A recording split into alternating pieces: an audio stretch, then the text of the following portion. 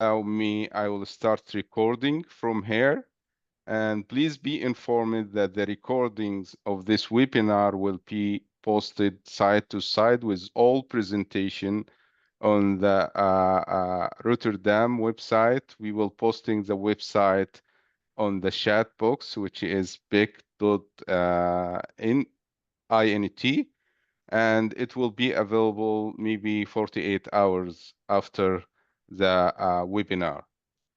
So our webinar today will have many distinguished speakers. So we are planning to start with opening remarks, and then this will be followed by a background presentation. So we will have four presentation to setting the scenes, and the last segments will focus more on the alternative of Fenthion and some innovative and case studies from different countries. And without any further ado, because we have a very compacted agenda, I'm giving the floor to Miss Christine, Dr. Christine Fuel. She is Executive Secretary ad interim of the Rotterdam Convention, and she is also a colleague here in Plant Production and Protection Division, and she is the team leader of the Rotterdam Convention team. So, Christine, you have the floor.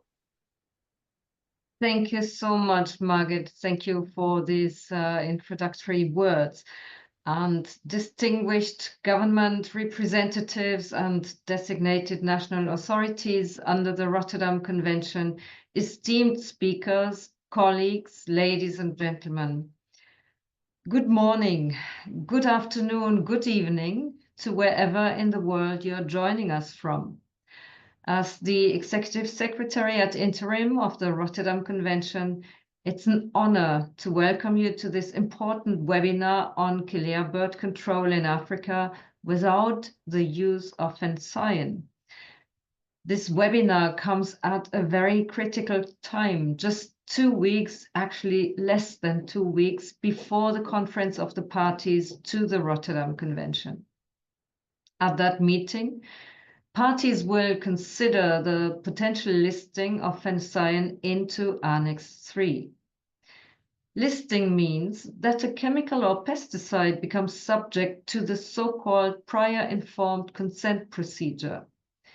This PIC procedure ensures structured information exchange and enables parties to make informed decisions about future imports.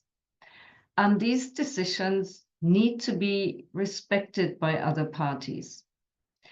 Listing of Fenthion could contribute to reducing potential risks to human health and the environment. It would not constitute a ban of this pesticide, but it would help parties to either use it in a sustainable and safe manner or to decide on alternative solutions for a more sustainable agriculture and environmental protection. Today's webinar offers a valuable opportunity to explore alternative methods of Quelea bird control, and this issue continues to affect agriculture and ecosystems across Africa. Our objectives today are clear. First, to raise and to increase awareness. We aim to inform stakeholders about the impact of Quelea and the risks of Fenthion to human health and the environment. Second, to explore alternatives and to share knowledge. We will present and discuss sustainable, environmentally friendly options for Quelea control and the relevant work of the Secretariat and the FAO.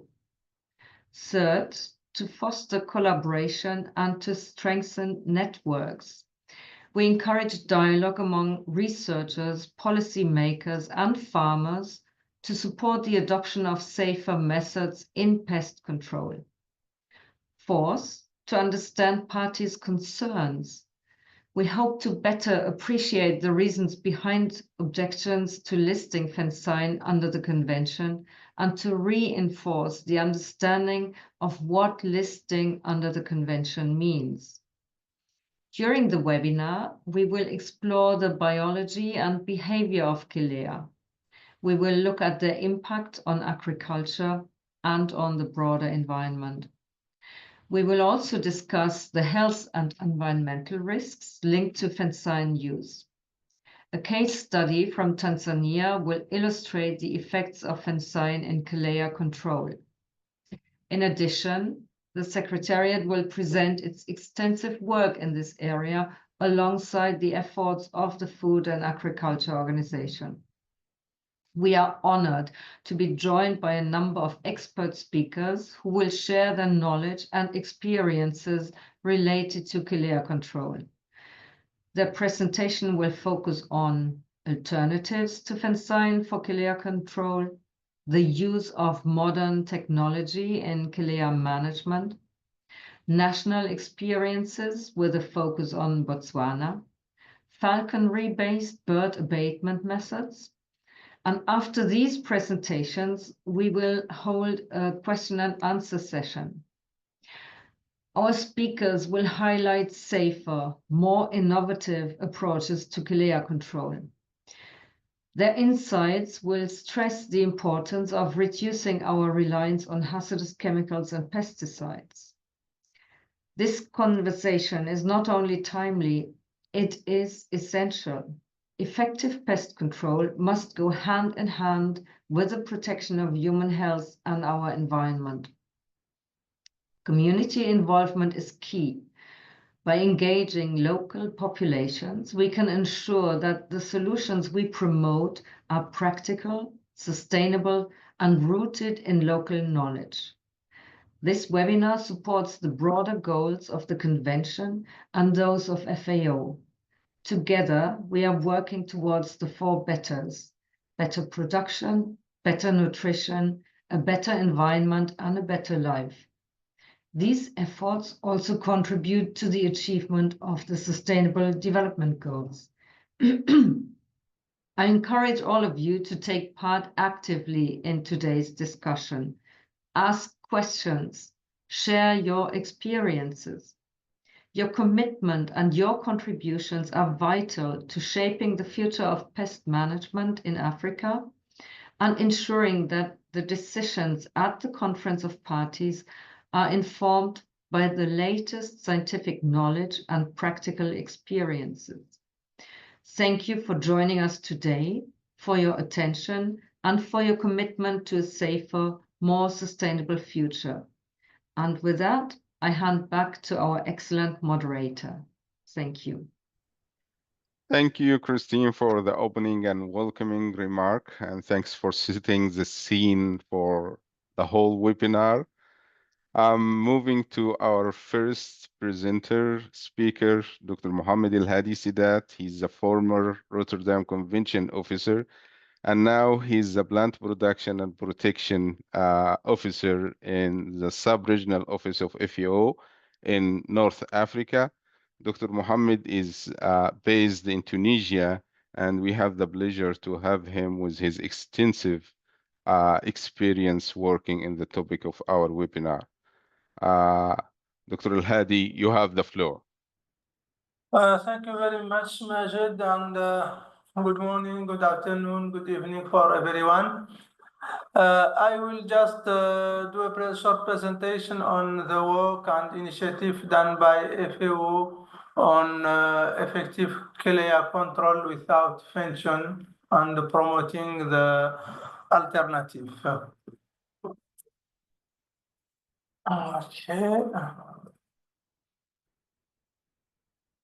Okay, I just give some history about the process.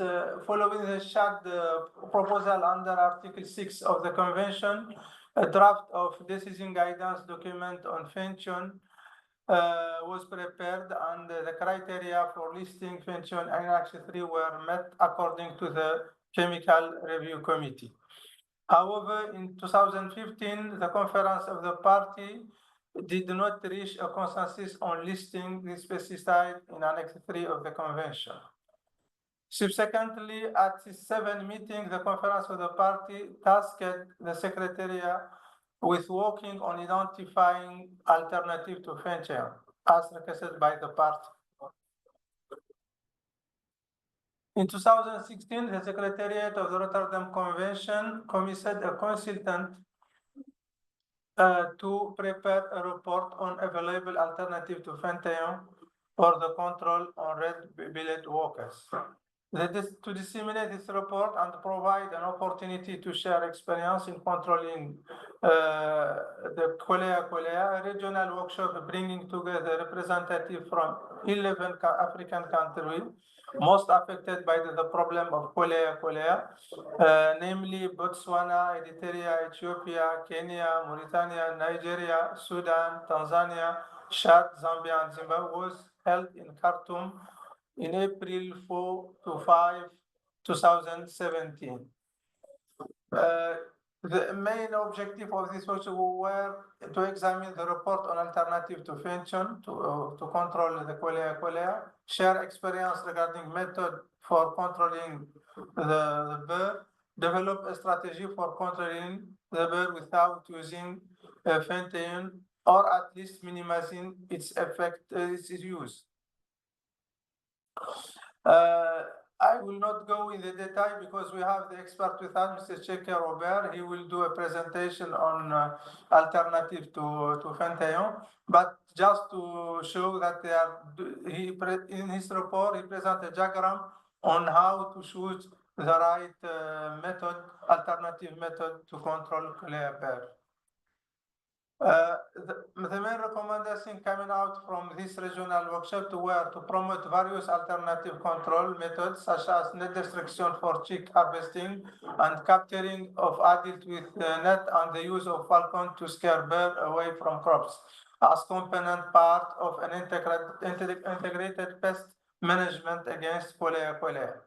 Second, promote forecasting method based on existing models being used for desert locusts. Also, the workshop, the participant recommended more research on environmental impact of spraying with Fenthion and cyanophos.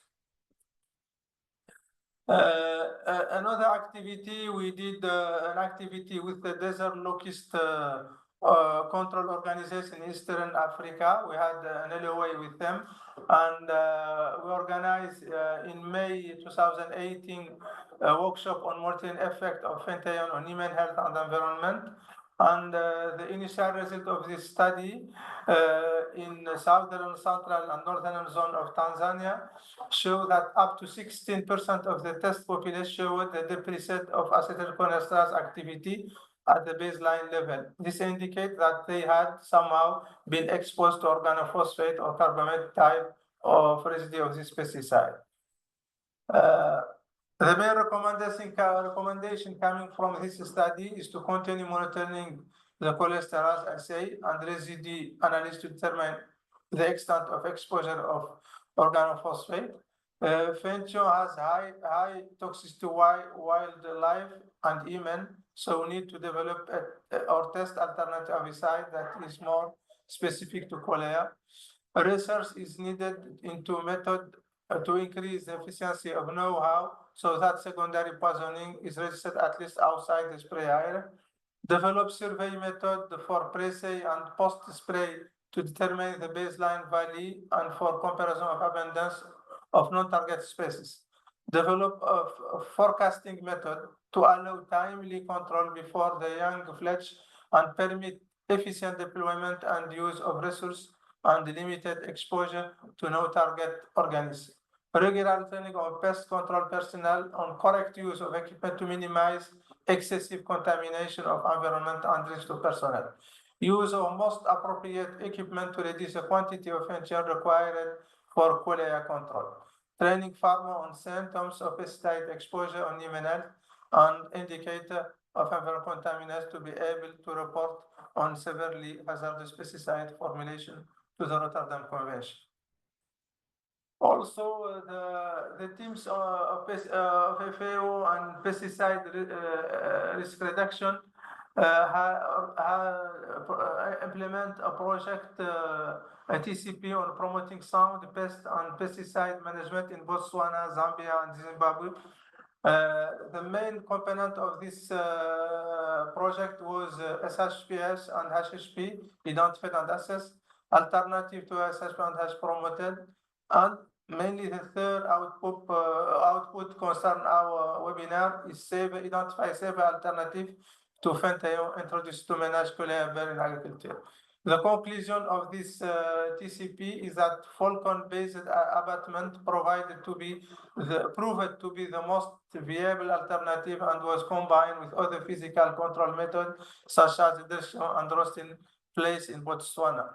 But that means that against this bird, the ideal is to have an integrated pest management that using several and different technique of control that will help and reduce or even avoid using of chemicals. This is a picture from Sudan. There's two pictures, this one and the second one, and I am now in the conclusion of my presentation that to show that the birds are located in a very fragile ecosystem, and we have water, and it's the same, the picture, you can see it also in Western Africa, in Mauritania, in Senegal, along of this Senegal River, where the Quelea problem is there. That means if you spray Fenthion, you will put it in water, and this water is used in this region as a drinking water. That means it's really urgent to find out and to promote safe and alternative method than chemical one. And with that, thank you, and over to you, Majid. Thank you. Thank you, El-Hadi, for highlighting some of the FAO efforts to control this bird, and also for trying to protect the environment and find an alternative. We are moving from FAO efforts to other strategic partners to FAO organization, which is Desert Locust Control Organization in East Africa, where we are partner as a FAO with them for controlling many migratory pests like desert locust, African armyworm, and also Quelea bird, which is the topic of our webinar today. We have the honor to have the Director General of this organization among the participants, but our speakers will be Dr. Quelea Windfresh. He's the Chief Research Officer. He will talk about the biology and behavior and impact on agriculture and environment of these Quelea birds. Most of people, when they're looking for the picture of these birds or saying the weaves, they think they are very nice birds. So let's see if they are nice or not. Dr. Quelea, you have the floor. Thank you very much, Majid, for the important introduction, the nice introduction. So I will directly proceed to the presentation. So the topic of the presentation is biology, behavior, and impact on environment and agriculture of Quelea birds. So before I embark on the biology and behavior of the Quelea birds, I would like to say a few words about our organization, which is the DLCO, Desert Locust Control Organization for Eastern Africa, which is a UN-registered organization, a regional organization with headquarters in Addis Ababa and with 9 member countries. So the mandate of the DLCO includes, but is not limited to, aerial survey and control of desert locust and any other migratory pests such as Quelea birds, armyworms, and also tsetse flies. We also conduct some applied research, like what we are doing now, right now at the field on reduced levels of penethiol. And we also do forecasting of migratory pests and a lot of exchange of information on migratory pests. We also embark on staff development in the member countries. So these are the mandates and objectives of DLCO in a nutshell. Now, saying this, I will proceed to the Queleas. So getting to know Quelea birds. Now, these are small weaver birds with in the order Passeriformes and family Phoneocidae. The average weight of each Quelea bird is about 20 grams, something between 20 to 25 grams. And it consumes about half of its weight every day, and also distracts it as it moves through crop fields. So these birds are very highly social, and they feed, move, roost, and breed in large groups. So there are 3 subspecies of these quelas. The first one is Quelea ethiopica, which is common in Eastern Africa, where we live. The other one is Quelea latami, which is mostly common in Southern Africa, including Botswana, I guess. So the third one is Quelea subspecies Quelea, which is very common in and around Central and West Africa. Now, the Quelea, they have this magnificent, beautiful nests, and as the first presenter stated, they settle or make these nests in areas very, very remote, so that you cannot find them very easily. So they look to be very smart in this regard. So how do they breed? So in order to breed, they require the presence of high quality food or nourishment for the young. So it means they need to have areas where the rains have fallen in the last 4 to 9 weeks. So Quelea must be physiologically be ready for for this very short time. So physiological preparation is triggered by the environmental signals such as vegetation cover, onset of rainy season, and appearance of green vegetation. The breeding colonies vary in size from 1 hectare to several hectares, so several hundred hectares, if you like. So Quelea start to breed at 9 to 12 months of age, and at least 1 breeding attempt is made in a year. But usually they can breed up to 5 times. Like in Ethiopia, for example, they can breed up to 5 times. So the average is 3 times in a year if they get appropriate environmental conditions, the food, the environmental, the vegetation cover, and so on. So the clutch size of 3 whitish blue eggs are laid, and the male and once the male and female mate, on average 3 are laid, 3 eggs, but usually 2 eggs are hatched on average. So the pair, once they meet, they remain bound to the entire breeding season. They are loyal to each other. The entire breeding cycle, from egg laying, incubation, hatching to interdependent young, takes about 42 days. So the entire life cycle is about 42 days. So you can see how short it is, how fast they can multiply, breed, and embed. So the young are then abandoned by their parents.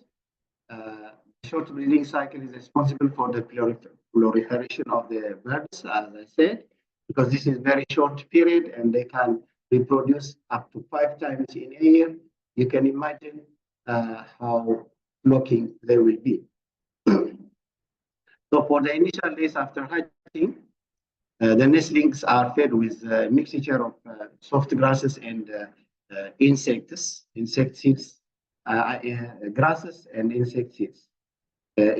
This forms the most destructive period for the Quelea bird if small seeded grain crops are available. Now, nesting of Quelea. So we have seen how they breed. How do they nest? Quelea usually nest on reeds, shrubs, or thorny acacia trees. These are the areas where you have stagnant water most of the time. So the vegetation is always green and available. The water is there.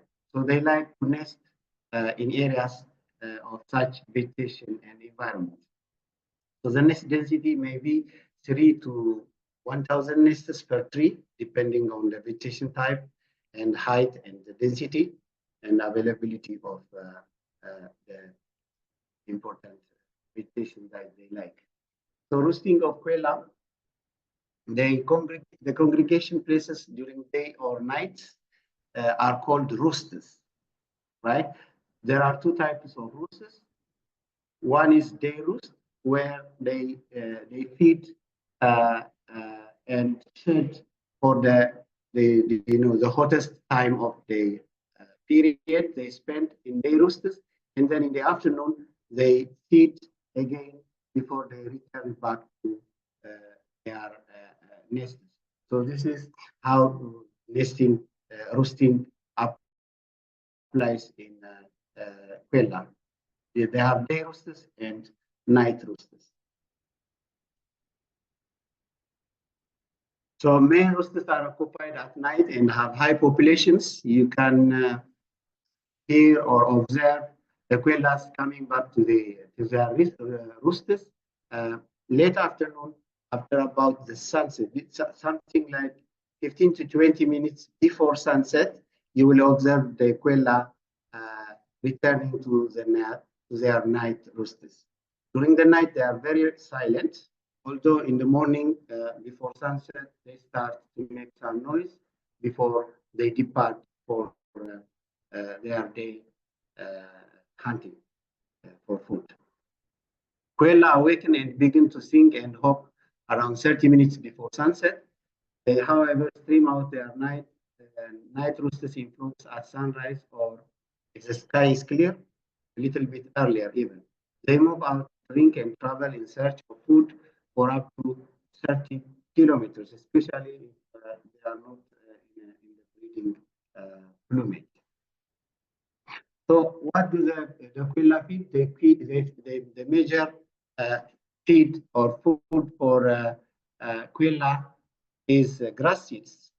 But whenever the grass seeds are not available, they usually attack crops such as sorghum, maize, panicum species, even wheat, rice. A lot of crops are attacked by Quelea, but their preferred food is grass seeds. So, Dr. Belay, less than 1 minute to conclude, please. Okay, so I thought it was 15 minutes. Sorry. Now let me proceed with the. Okay. So this is all about roosting and feeding. So let me conclude by saying a few words about the impact of Quelea birds on agriculture and the environment. Quelea positive and negative impacts in agricultural system. Negative ones outweigh the positive because we are concerned about agriculture. So the positive impacts, they can be predators or crop pests. They are tourist attractions. They can reduce the weeds indirectly by feeding on the. Their droppings may be used as manures. But the negative impacts, as you can see, a lot of impact, lots of hectares are affected. About, for example, 2 farms in Uganda lost 370,000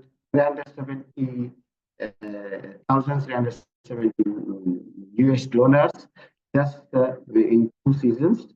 So you can see the effects of DLCO in controlling the Quelea pests in Ethiopia.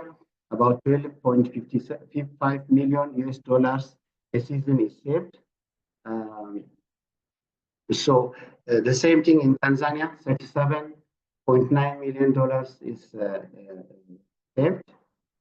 So in conclusion, in countries where the greatest contributor to GDP is agriculture, Quelea birds incur a lot of damage if not controlled. Birds that raid crops may be only about 10% of the total population, but the protecting crops against these birds is necessary to secure earned income and safeguard livelihoods at the household and national level. And currently we are doing some research on reduced concentrations of phenytoin because we think up to some point phenytoin until we get alternatives, effective alternatives for it, we may continue to use phenytoin. So phenytoin is necessary evil, given that there are no effective and efficient alternative control methods for Quelea at the moment.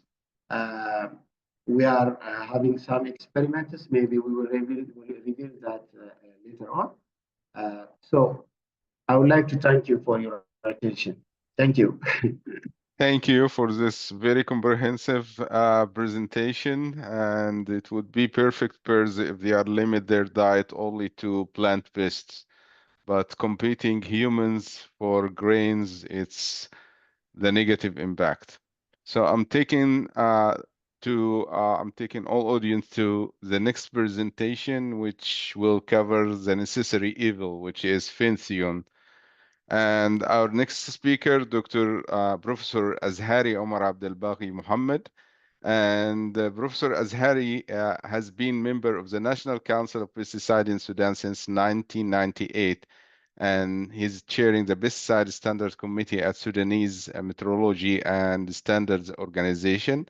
He has conducted numerous feasibility and environmental impact assessment related to environmental pollution and implementation of international convention in Sudan. And he's joining us from Texas, USA, and it's almost midnight. So Professor Azhari, thank you so much for your availability, but we like to benefit out of your extensive experience of the topic today. So you have the floor, Professor Azhari.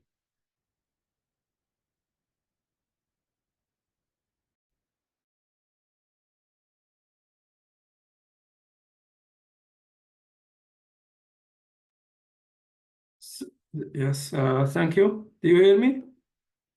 Yes, we can hear you. We just waiting for your presentation. Do you see the presentation?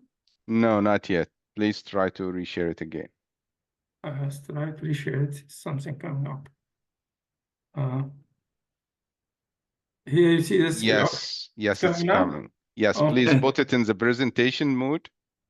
Okay. Yes, it's in the presentation mode now. Okay. Yeah, presentation mode. Okay.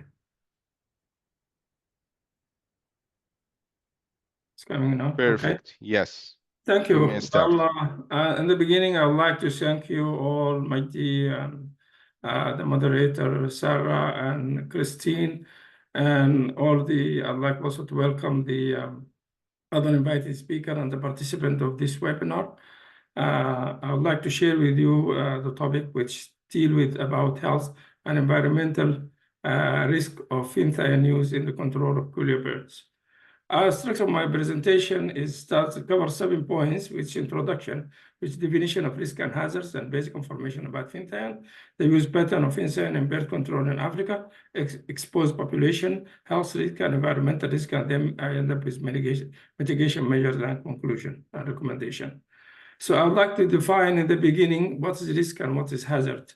And hazard of a chemical is its potential to cause harm to human health, environment, properties, and other things due to the intrinsic property of the chemical itself, like its LD50 value, its acute toxicity, whatever.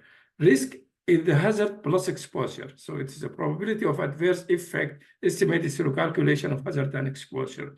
There are different terms you will find that come across in the various documentation, like risk evaluation, which is simple consideration of hazard in light of exposure as is used in Rotterdam Convention.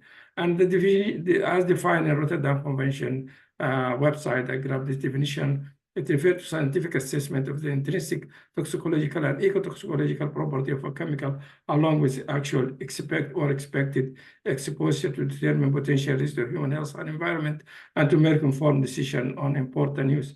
Risk assessment is more complicated, and it's as it's defined by US EPA. The risk assessment is the process by which one can estimate the probability of some adverse effect on an existing or planned exposure to either human health or ecological entities. There are 2 general categories of risk assessment, the retroactive and risk assessment, which deal with existing condition or contamination, and the predictive, which deal with the future or expected or planned exposure. The risk assessment is composed of 4 components as proposed by the paradigm developed by the National Academy of Science, which includes 4 components: hazard identification, exposure assessment, dose response assessment, and risk characterization.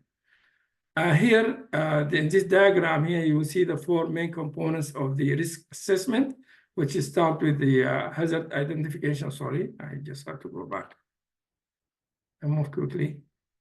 Sorry, previous one. Yes, you see here on the top risk hazard identification, and on the side the dose response assessment depicted by the S shape of the dose response curve, and then you will see the exposure assessment where you see the person and a bird sitting next to each other, and then from there you can analyze and you end up with risk characterization, and then you end up with risk management, whether you are going to reduce the risk or you request more data or you accept the risk. This is the ecological sketch for the ecological risk assessment. It's the same.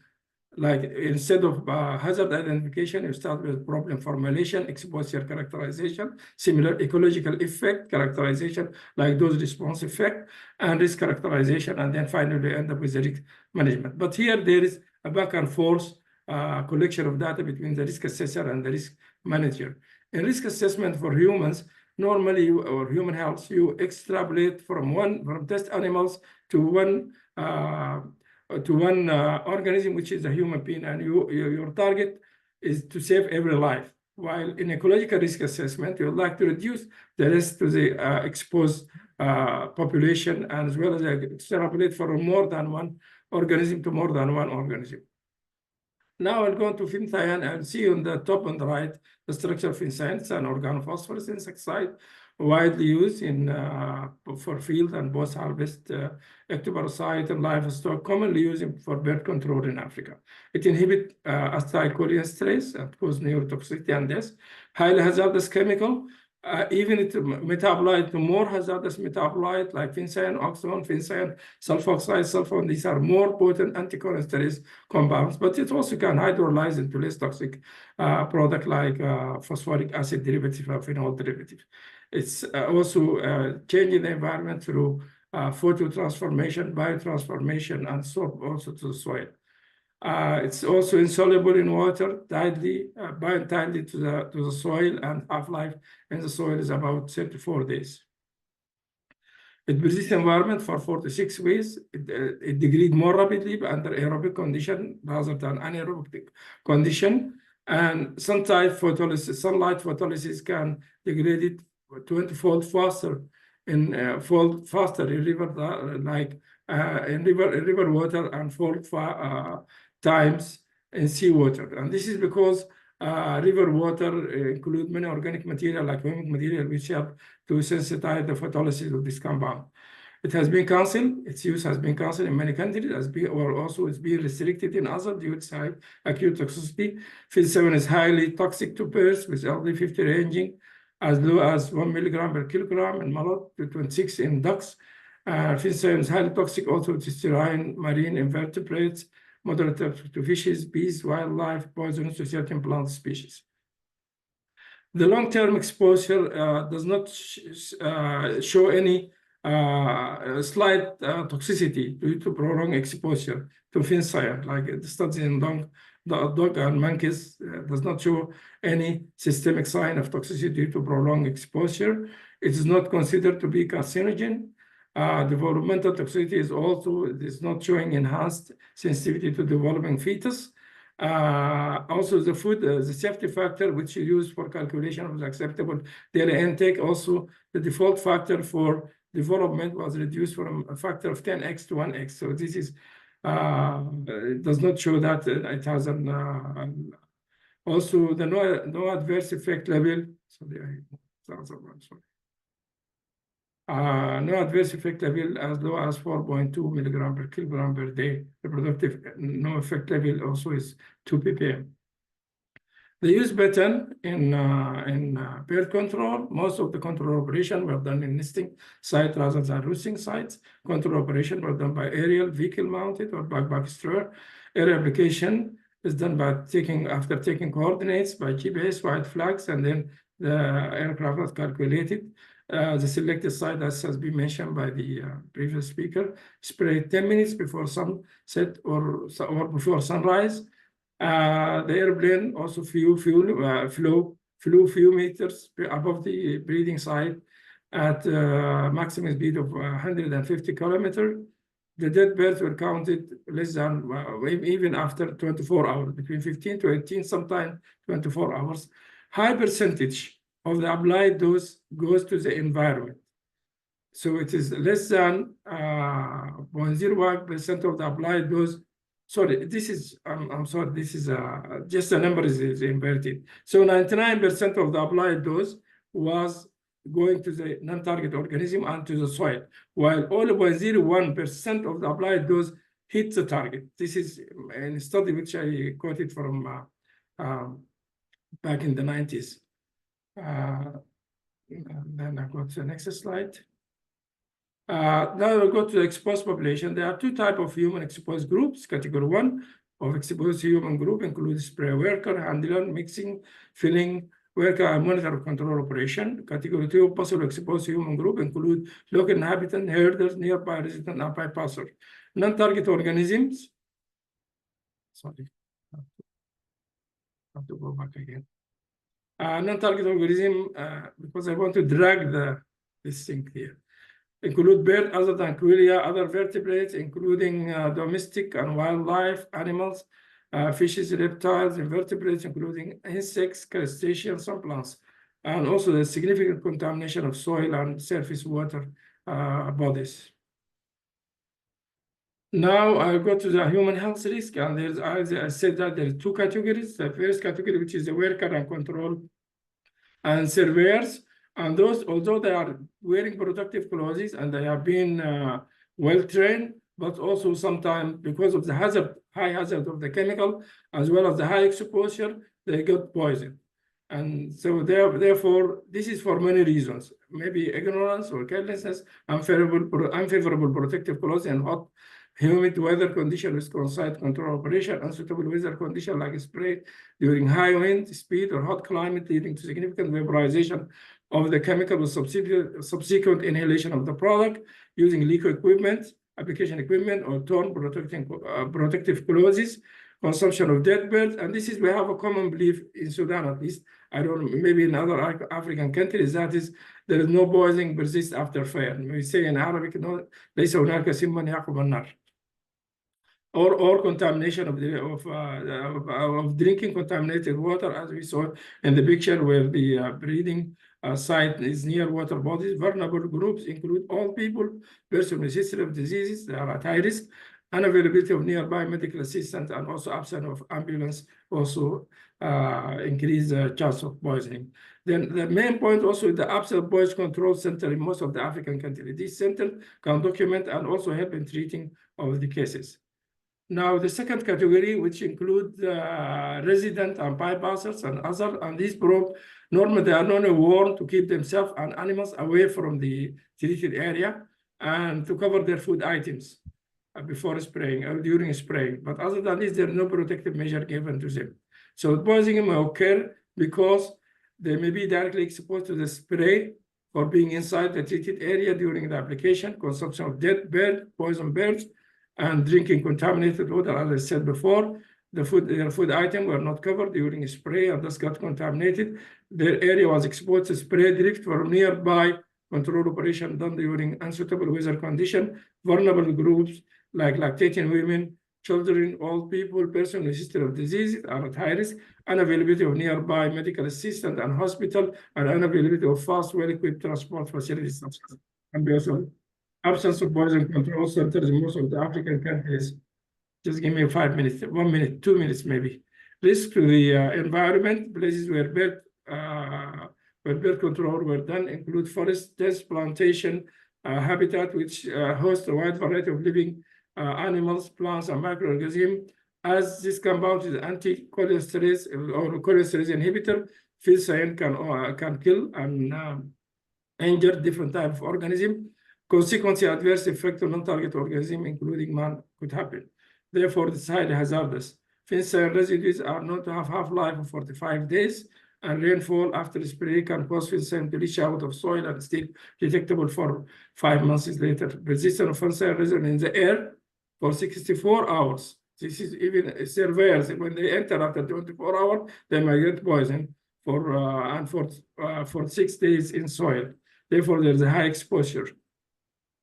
Now the risk report from Africa, including different countries, they report many cases of fatalities among non-target organisms, and birds may be affected directly by spread, but predatory birds, scavenger birds, and some mammals are contaminated by secondary poisoning when they eat the carcass of Quelea, which is found 20 kilometers away.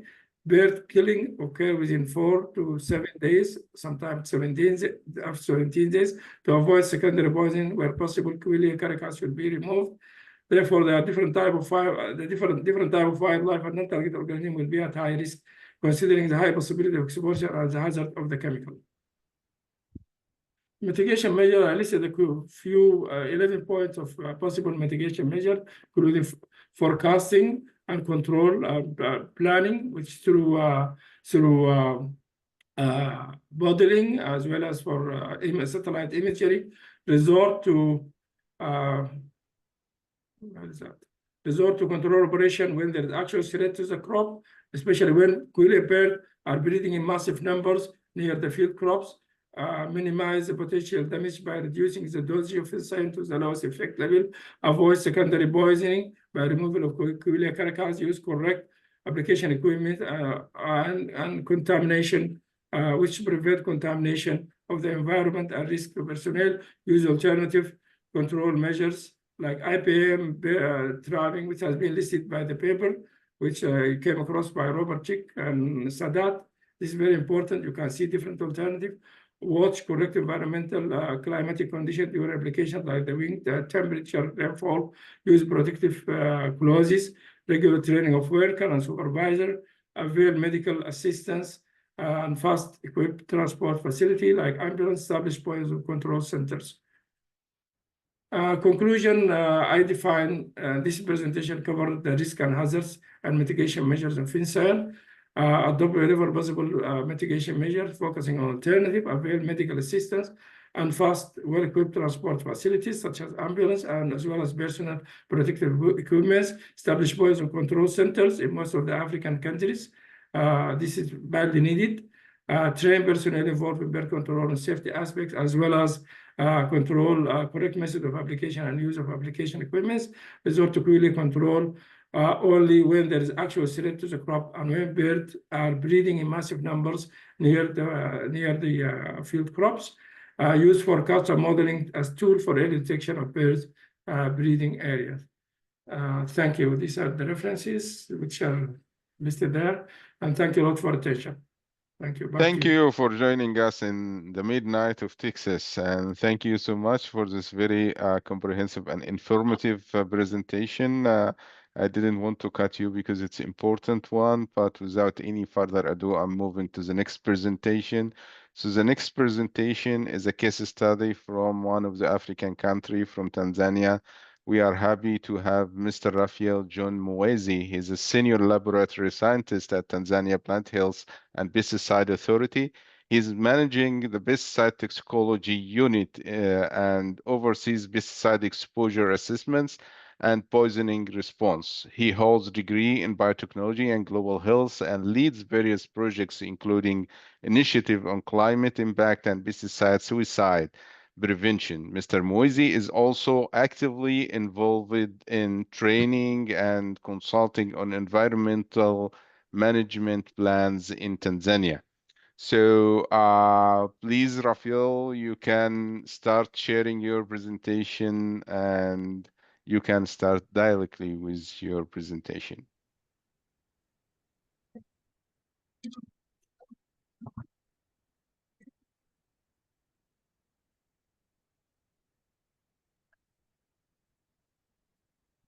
Thank you very much for your team and my colleagues. Good morning here in Tanzania, and I hope it's afternoon somewhere else. So my name is Rafael Mwezi. I'm working with the Tanzania Plant Health and Pest Authority in Tanzania. It's a pest regulatory authority here in Tanzania. My task today is to present on monitoring the effects of Fenthion in controlling of Quelea. This is a case study in Tanzania. So I'll take you through introduction to conclusion. So for the part of introduction,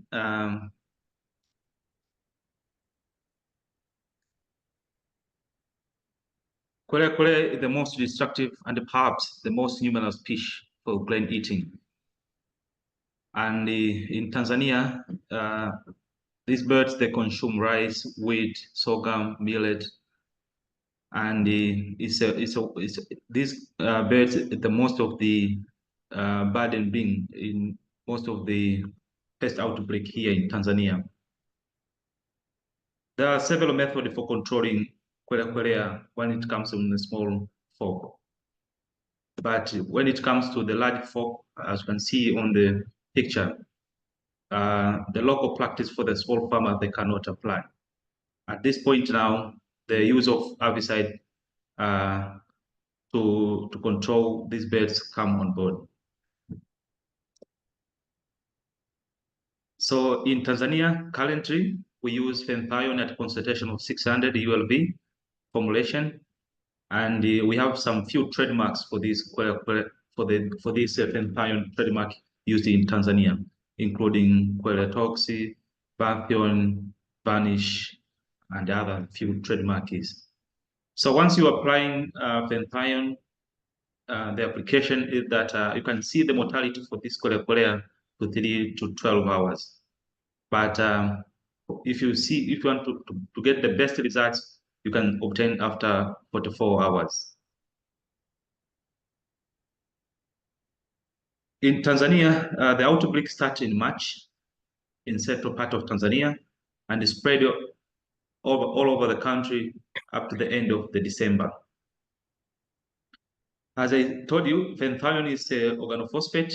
It acts as an enzyme inhibitor, and it inhibits the enzyme acetylcholinesterase, which is a specific biomarker for controlling the movement transition of chemicals at synapse. You can see on the screen, this is a synapse area. At this point, the organophosphates like Fenthion, it inhibits this enzyme, which is responsible for transmitting impulses from presynaptic neuron to postsynaptic neuron. So the effect of Fenthion, it acts on this junction. So studies they reported that during the rain season, the Fenthion reach easily and very easy to detect for maximum 5 months after spraying. And they can persist on the environment for 64 hours on the air and 46 days in the soil. So environmental contamination is very serious after spraying this Fenthion to the environment. It brings the negative impact to human health and also non-target organisms. So Tanzania is a part of Rotterdam Convention, and its objective is to share responsibilities among parties in international trade in hazardous chemicals in order to protect human health and environment. So prior to Rotterdam Convention, the plan from concept procedure enabled developing countries to monitor and control the trade on hazardous chemicals and list them on Annex III of the convention. Furthermore, and also part of to propose on the chances on severe hazardous pesticide formulation and to include it on Annex III. So in 2012, Chad and other African countries, we were thinking at what concentration Fenthion can be used without having the negative effect to human health. So we identified that at concentration of 640 ULV, there is a proposed at this concentration to be listed on the Annex III of the convention. At this debate, it came on the project to implement the monitoring of effects of Fenthion, the Quelea in Tanzania, specifically eastern part of Tanzania. So this project was conducted in 2018 here in Tanzania to monitor the concentration of Fenthion with assessing the human health effects to human health and environment. So the project was jointly implemented between FAO and DLCO. This is a Desert Local Control Organization East Africa, based in Nairobi, Kenya. So the main activity of this project in 2018 was to bring information that called the use of other parties in developing countries. So information that are generated from this can be used in decision making and proposed for the guiding evaluation and the risk assessment for the Fenthion and CRC member chemical review committee. So the main objective was to strengthen capacity to monitor and report the effect of Fenthion at concentration of 600 BLV used in Tanzania, and to report on severe hazardous pesticide formulation.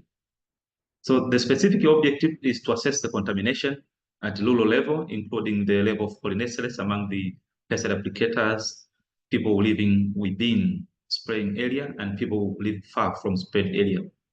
And also to assess the regulatory decision on making reduction of the pesticide on vulnerable groups, and also to raise awareness on the risk of the pesticide poison among communities on the Quelea outbreak. So in this project, we had some few activities, but we were testing the level of pollinators before and after for the pesticide applicators. And also we were testing the level of pesticide exposure for the people who are routinely involved on the pesticide application, specifically on Fenthion. And also we were testing the level of pesticide exposure for the people who are living within the community of the spraying areas before and after spraying. And also we were testing the level of pesticide exposure people who are far from spraying area. This we call it negative control group. So in Tanzania, the pilot study was conducted in some regions, but we divided into 3 zones: southern zone, central zone, and northern zone. You can see the regions for each zone. In southern was Bear, and also in central was the Dodoma and the Morogoro, and the northern part was Kilimanjaro, where the district was Moshi. So in the study, 152 volunteers were selected from the clusters for each zones, and we divided them into 3 groups: the pesticide applicators, and also people living less than 2 kilometers from the sprayed area, and also people who are living far from the spraying area. These are negative control. You can see on the map of the Tanzania. So before selecting these volunteers, we raise awareness to them, and also we select people above 18 years old, and also we including their names, their contact, and the consent to participate on the project. So we use the rapid diagnostic device for testing the level of pesticide exposure, and also for all before and after spraying, and the result was instantly on the field. This is a test that we use to detect the level of exposure for the people who are involved on application of Fenthion before and after spray. This is called Archer Testament Kit. This is a device that we use. It's a rapid diagnostic. The client were getting the results within 5 minutes, and the 1 2 to 3 microliter of blood from their finger punch. So the part of mechanism that I said that what we are looking for the enzyme is called the acetylcholinesterase. So in normal mechanism, this is a normal pathway whereby at the synapse, acetylcholine bring to choline and acetic acid, and abnormal mechanism whereby organophosphate or carbamates do the blockage of or inhibiting the enzyme of acetylcholinesterase. Eventually, the acetylcholine cannot be transformed. So our test was basically on looking on the extent of exposure for the level of acetylcholinesterase as the specific biomarker for Fenthion.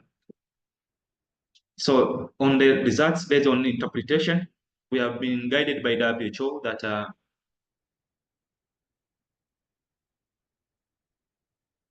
we have been guided by WHO that between 31.5 up to 24.5, the level of exposure, we can term these are normal. But if you find somebody has a level of esoteric pollinaceous below 24.5, this is affected, or it's below the acceptable value, and we call this is affected or exposed by Fenthion or organophosphate.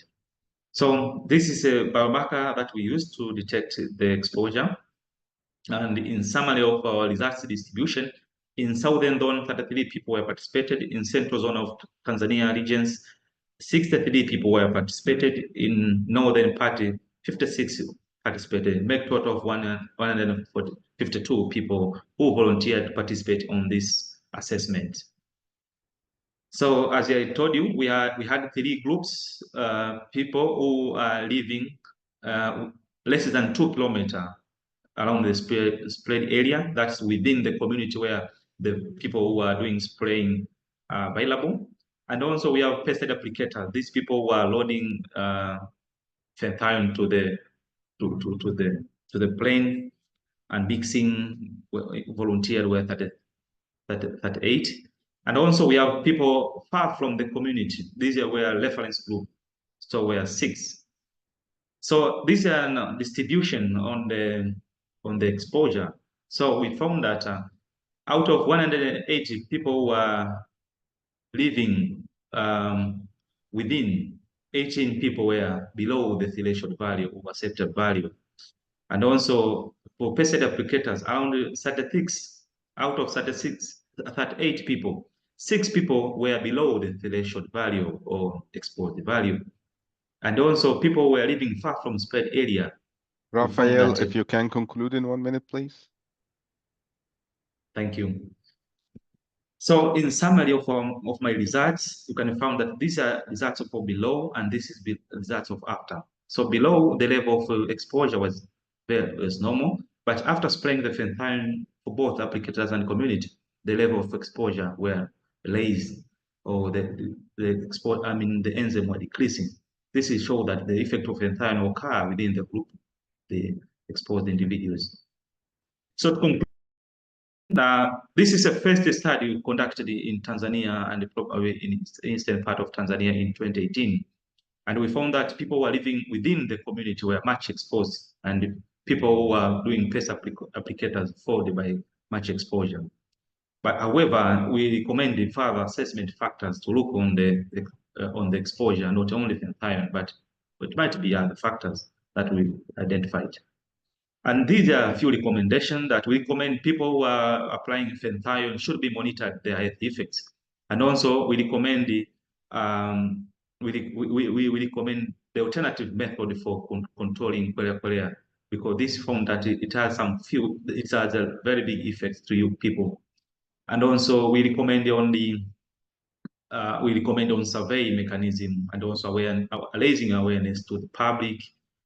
And also we recommend on the training and supervision, and also to review our registration procedures for managing these hazardous chemicals. Thank you very much. I would like to appreciate the funder from FAO and DSCLO for funding this project. And I would like to conclude and say thank you very much. Thank you, Raphael. This is a good example to be followed for all African countries to monitoring the impact of any pesticide, not only highly hazardous pesticide. And so far we have 4 presentations, and all presentation is talking about the negative impact, the toxicology of the pesticide, and so on. But as FAO organization is promoting IPM approach, the question right now is there is any alternative for this organophosphate pesticide, and is it effective or not? So this is the question that we will try to answer in the next presentation. And we will start with Professor Robert Checky, is Emeritus Professor of Tropical Zoology at the University of Greenwich at UK, focusing on migratory pests in Africa like locusts, wheelhoppers, army worms, and black flies. He developed forecasting models for red-billed Quelea and researched non-chemical control methods. So I think he's a legend, and we will benefit out of his extensive expertise in this domain. Professor Robert, you have the floor.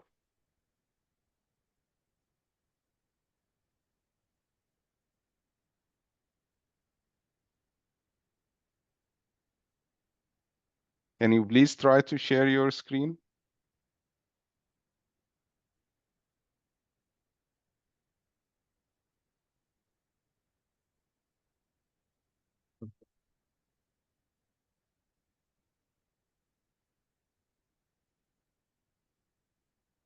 Okay, I would can you see that? appreciate, yes, I would appreciate, perfect. So you have the floor right now. You may start. Okay, thank you very much.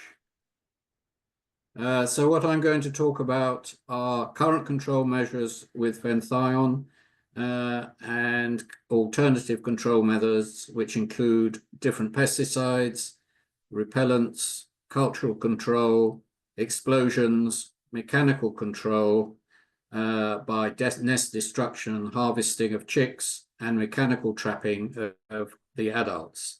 And there's also the alternative of using falcons, but that's going to be covered by another speaker later on. And then I will try to summarize the alternatives of Fenthion and suggest some future research topics and management strategies. So as has already been pointed out, there are three main subspecies of Quelea, one in West Africa, one in Eastern Africa, and one in Southern Africa. And they are all long-distance migrants, which depend upon the rainfall for their breeding and also for determining where they migrate to and from. In general, they move south at the end of the dry season and then move north when the rains start. But in Eastern Africa, where there are two rainy seasons, the movement's a bit more complicated. So as also we've seen some examples already of the colonial nesting habits of the Quelea bird, and they are sexually dimorphic, with the males in breeding condition having these distinctive facial patterns, but even that is also variable with some different morphs. So in at 2021 prices, we've lost about $94 million to Quelea birds, and we've had in the dry season, this is usually attributable to wheat being attacked, but in the early rainy season, it can be rice and other early ripening rain-fed crops. But the main damage in the rainy season is against sorghum and millet, and you can see in the pictures here three different sorghum heads. The two on the right have been completely stripped, and similarly with the millet head. So any small grain cereal in semi-arid Africa is a potential target, and especially likely when the bird's preferred wild food is no longer available. So the control is normally conducted by ministries of agriculture or the two main regional organizations, the DLCOEA and the International Red Locust Control Organization for Central and Southern Africa. But in some places, commercial companies are also involved in the Quelea control. So we have got a problem with the non-target fatalities, which have already been referred to. Quelea control by Fenthion is relatively cheap and very effective, but of course it has the negative impacts of there being no standard training procedures. Excessive dosage is sometimes used, and we also get the problem with serious poisoning, as we've heard about already, in some cases fatalities, the long half-life of 47 days in the soil, and this can't be used by small-scale farmers, and also it cannot be used near water. An alternative pesticide is cyanophos, which is used in many cases, but it is also an organophosphate, although it has a lower mammalian and avian toxicity than Fenthion. But the killing takes longer than it does with Fenthion, and it also can lead to secondary poisoning. and it is also persistent in environments like Fenthion, still present at high concentrations 41 days after a spray in Botswana, and it seems to be just as damaging to non-targets as Fenthion is, and other alternatives are even more toxic. Various repellents have been tried. Alpha chlorulose has been added to bait, but the birds become weakened so that they can be picked up or killed.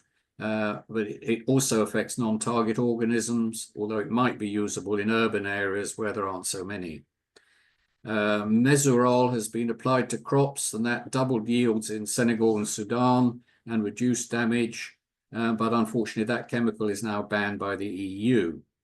Other possible repellents are listed, and again, it's unsuitable for treating large areas. We can have some cultural controls.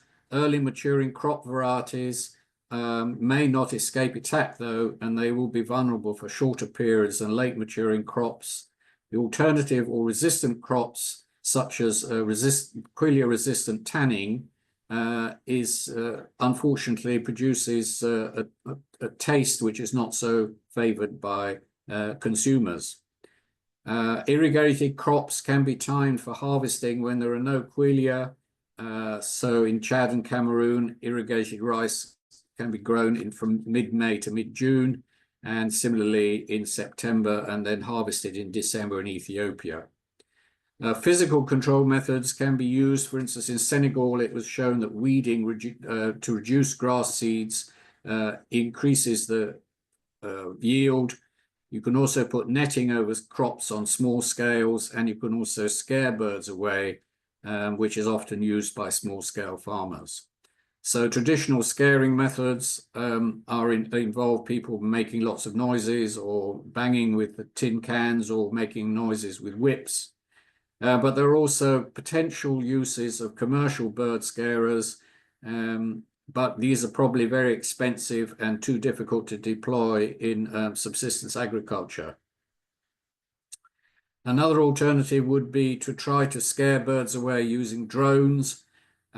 So this is another possibility, but also expensive to buy the drones and train somebody to use them, and also a bit probably available only on a small scale, but it could be used as an alternative to the falcons in very large monocultures.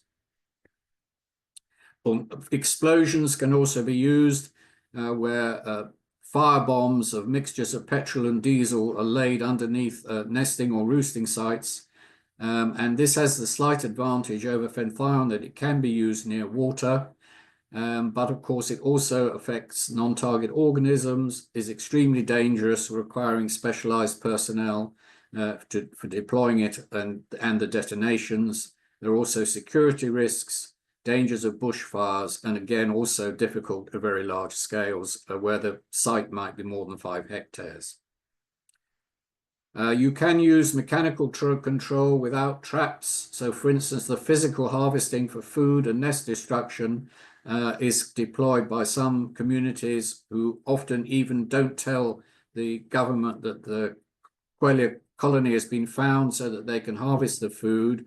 But again, this only works on a small scale, and you have to have a lot of people, and they have to be there at the right time when the chicks are accessible. You can also physically destroy breeding and roosting habitat, either manually or using tractors dragging brushing equipment through the colony, which has been achieved in South Africa. Other mechanical trapping methods include the uses of mist nets, and also there's a technique developed in Chad where very large nets derived from fishing are used to capture birds coming in and out of roosts or colonies. In Tanzania, in the Dodoma region, the locals have developed these basket traps, which are baited with an individual Quelea bird and some seeds, and then the birds from the flock join in, and you can catch lots and lots of birds with this method. And we also tested a synthetic version made of wire mesh, as shown on the right, which also worked. In the Chad method, roosting birds are frightened into and trapped within these large triangular nets, which are suspended on long handheld poles. On a moonless night at tree roosts, about 1,200,000 birds were caught over a period of 9 weeks. And 20,000 of these could be processed in a day by a team of 6 men, later on selling the birds in markets as plucked, fried, and dried products. Because the Quelea birds are a delicacy in some places, but not all communities like eating them. However, although the trapping caught lots and lots of birds, it had really a negligible effect on the local Quelea populations, although the revenue from the sales of the Quelea as food partly compensated the villagers for their crop losses. So the more illustrations here of the Tanzanian basket traps.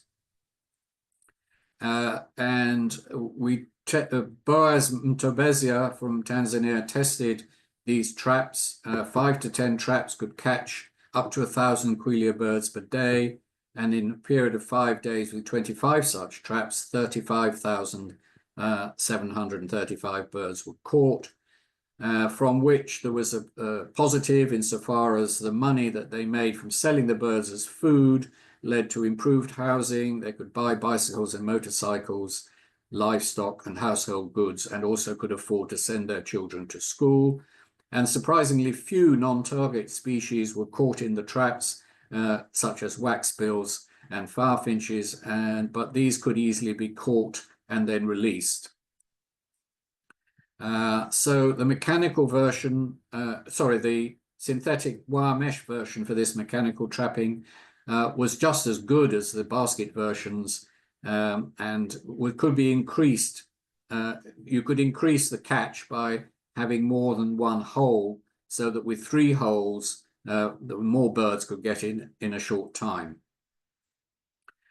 This is the flow diagram which Mohammed El Hadi Sidat and I produced to suggest a flow chart for decisions onto what control methods you could use instead of Fenthion.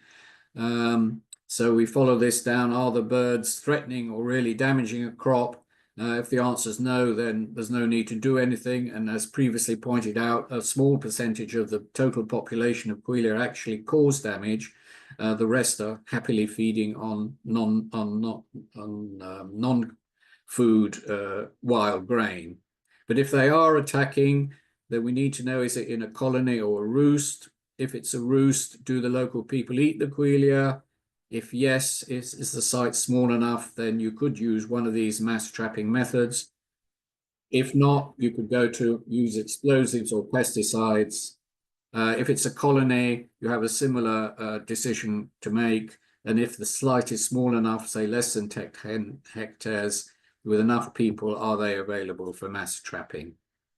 And this diagram here shows the cost-benefit analysis to some extent of the efficacy of a control method, obviously with Fenthion and cyanophos being in the top right, the most successful, with explosions also killing large proportions of target populations, and the adverse environmental impact going from the bottom to the top on the y-axis. So we've got a range of scaring, harvesting, repellents and habitat destruction, and then harvesting small colonies in the lower section.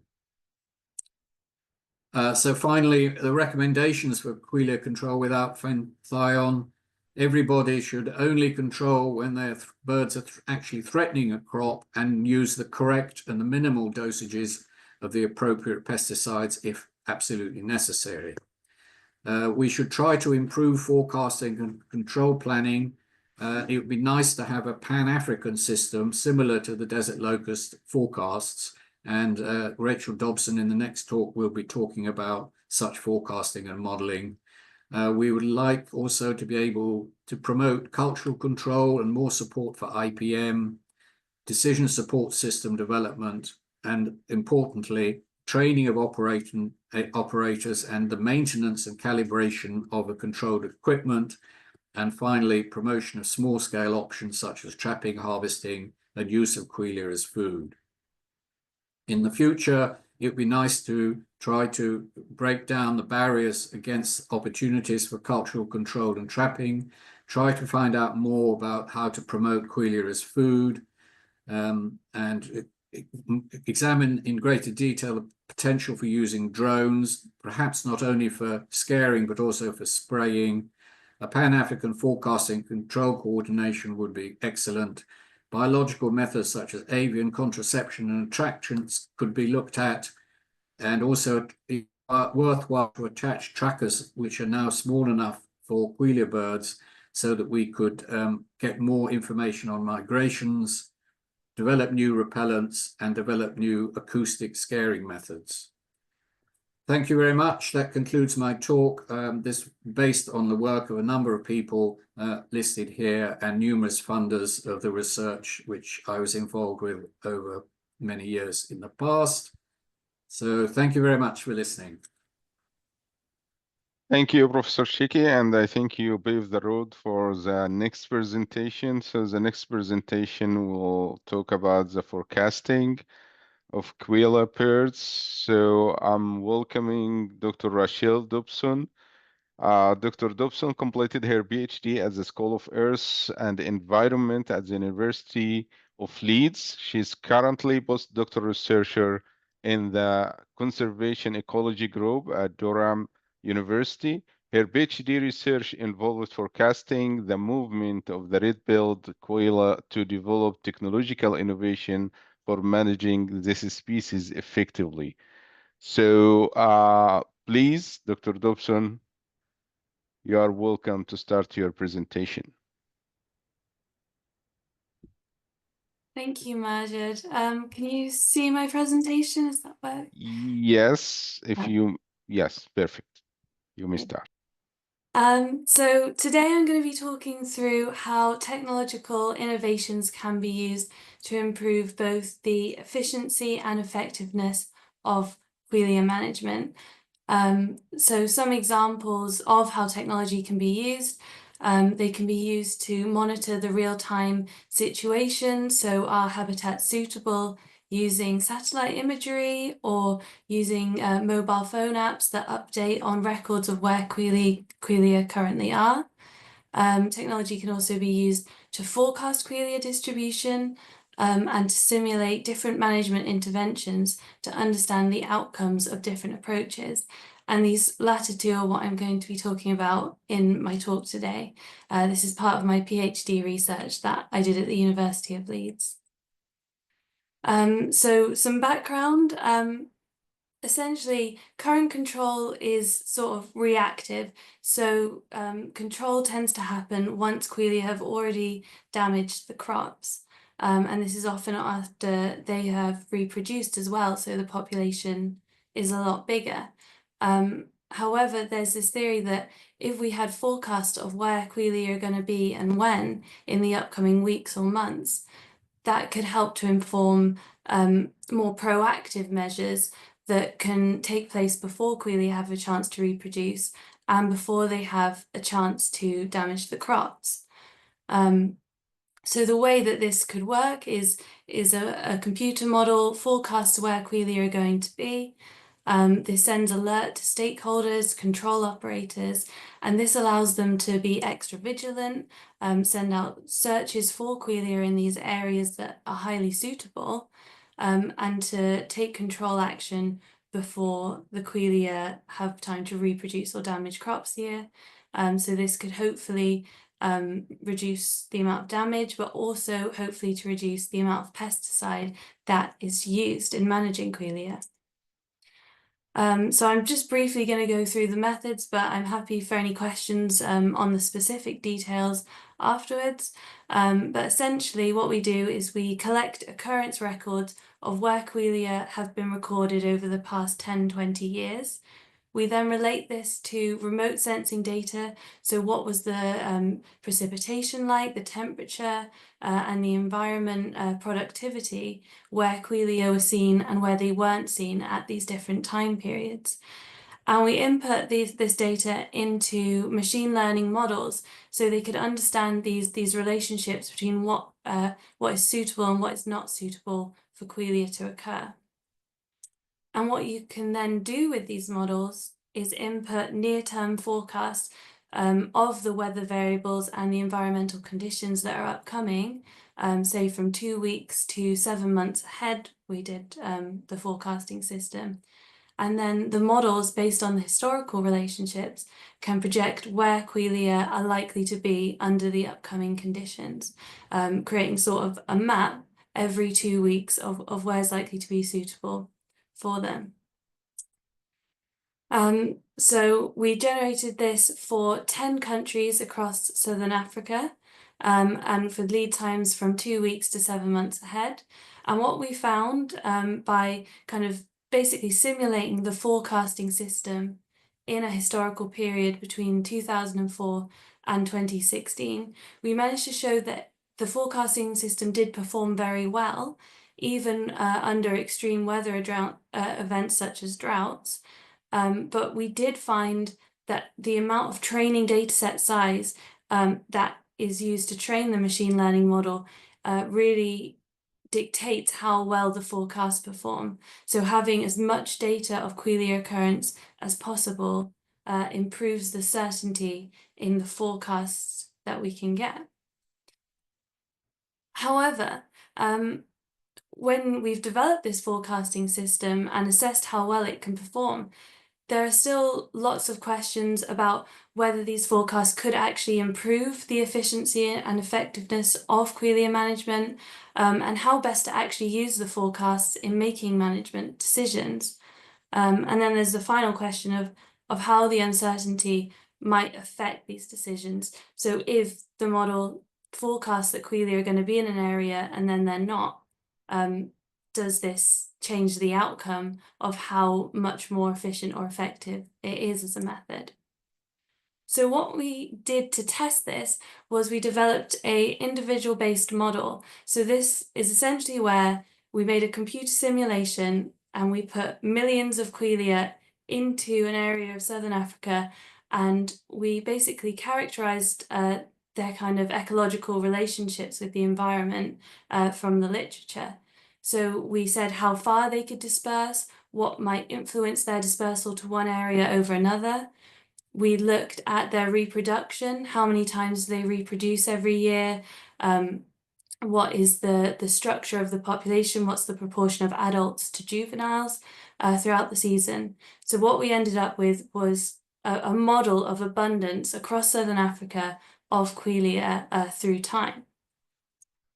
And using this, we could then simulate different management strategies to test what could be the best way to use the forecasting system that we developed. And we generated these kind of strategies with the, so I'll just mention here that we're only looking in South Africa, as there was enough data for South Africa to kind of fit these management models. But it would be great to expand it to other countries in Southern Africa in the future. So we developed these with researchers at the Agricultural Research Council and at the Department of Agriculture, Land Reform and Rural Development based in South Africa. And what we came up with was these 4 sort of management strategies. So there was the reactive strategy, and this was essentially trying to recreate what's currently done so that we could compare the proactive strategies to that. The second one, which we termed early, is essentially where, using the forecasting system, control operators could identify Quelea colonies forming and take action before crop damage occurs in that time period. We then had the preventative method, and this is where control operators would prevent Quelea from breeding. So if the forecast said that it was suitable for colony formation and breeding, we would then simulate that action was taken to prevent them from reproducing and the population becoming larger in that breeding season. We then also wanted to test the idea of strategic Quelea control. So this is at the end of the dry season, when the population is already at its lowest due to not many resources being available, that if we took widespread control at this time, could this actually be more effective at reducing the population than just taking action in the breeding season when damage to crops is occurring? So these are the 4 strategies that we tried to simulate with our population model.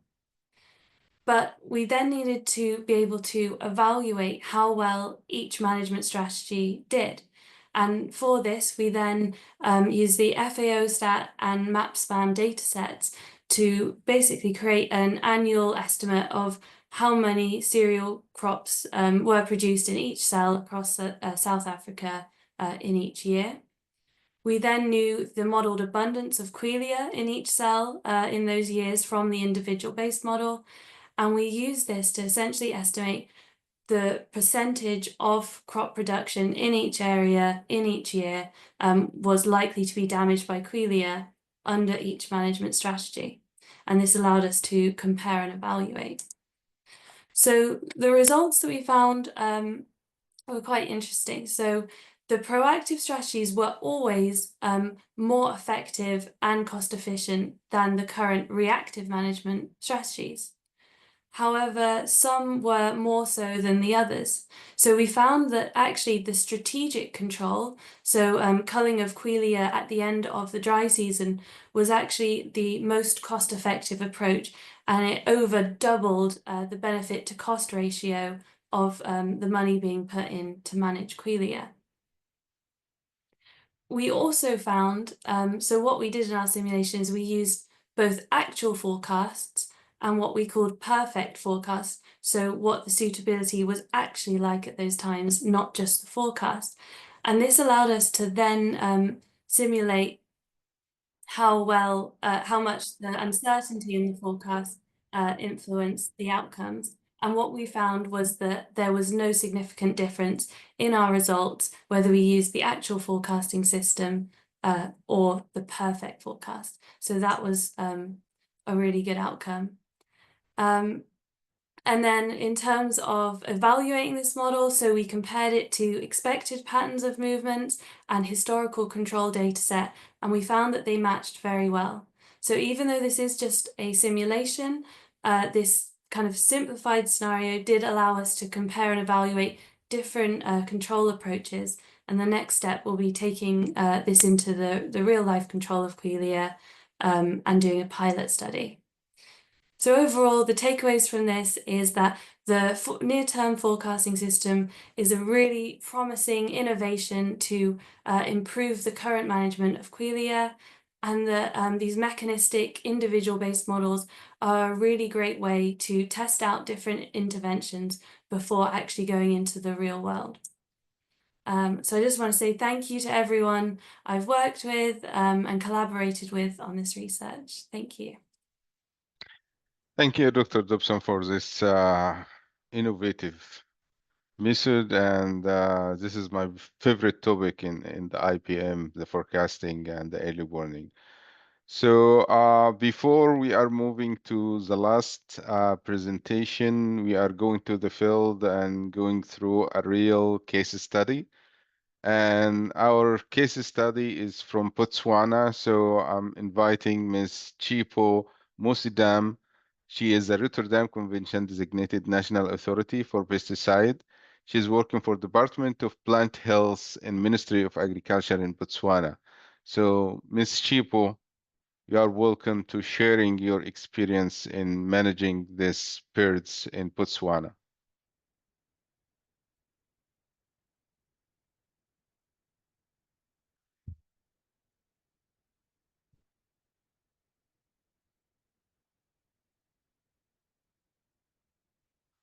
Ms. Chibo, can you hear us?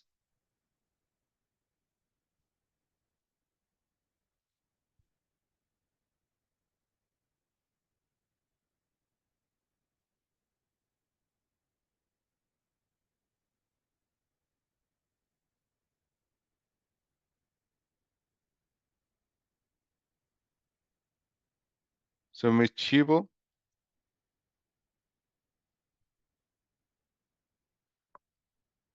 So it seems like there is a technical issue.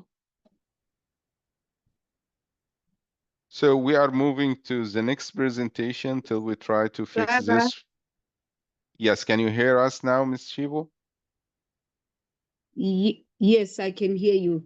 Okay, great. So would you like us to sharing the presentation or you can do it from your side? I think, Please. Sarah, if you can share the Please. presentation from your side, Sarah.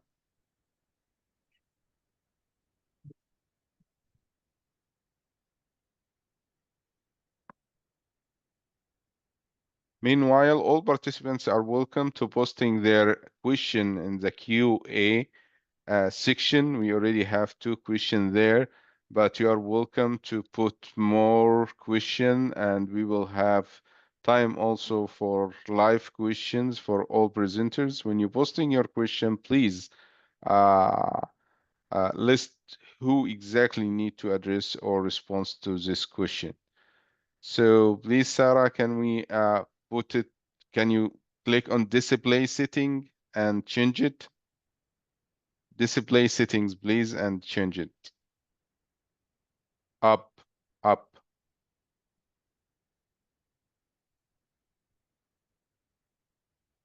Yes.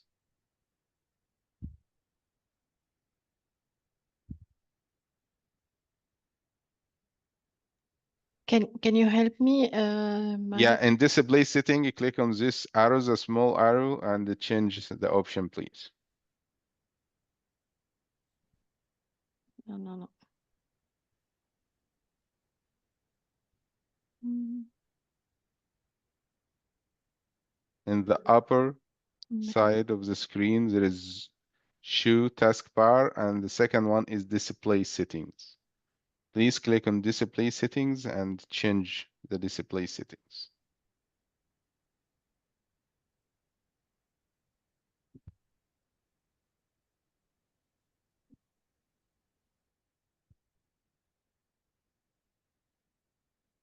Yes, here.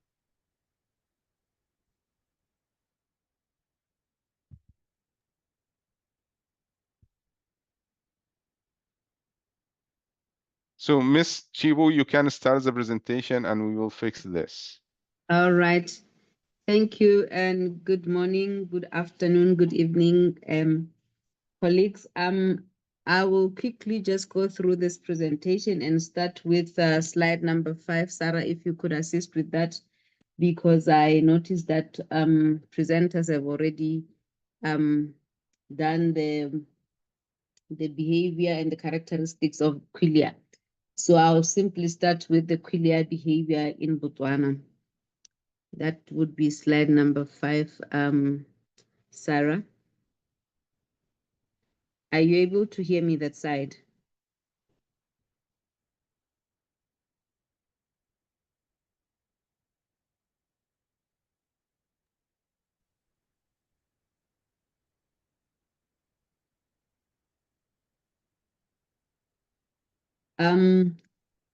Yes, Botswana has been or more years. Yes. Can you see my the slide number 5? Yes, I can see it from the side. Okay, you may proceed, Miss. Yes. So like I was saying, Botswana has been battling with Quelea for the past 30 years or more, and has employed several strategies to reduce the Quelea. The Quelea populations keep on increasing due to climate changes that is more erratic rainfall patterns, which create multiple breeding opportunities. And we have had increased irrigated farming lands, which provide food for the Quelea bird. Cross-border movements, we have noticed that the Quelea migrate across national borders, making it hard for Botswana to manage Quelea alone. And sometimes we do come across issues of insufficient fundings and logistics, where control operations have seemed to become more expensive. Currently, we have an outbreak of Quelea. I must mention that the head of pest management is probably connected whilst still traveling, because they are doing the pest control operations. 55 colonies were identified at different stages across the country. And so far, we have managed to control about 18 colonies. So what we know is that Quelea is a resident pest in Botswana, and between January and April, we normally have outbreaks in the central, northeast, Gauteng and Kwenin districts. And then from March to April, we'll see birds migrating to the southern districts.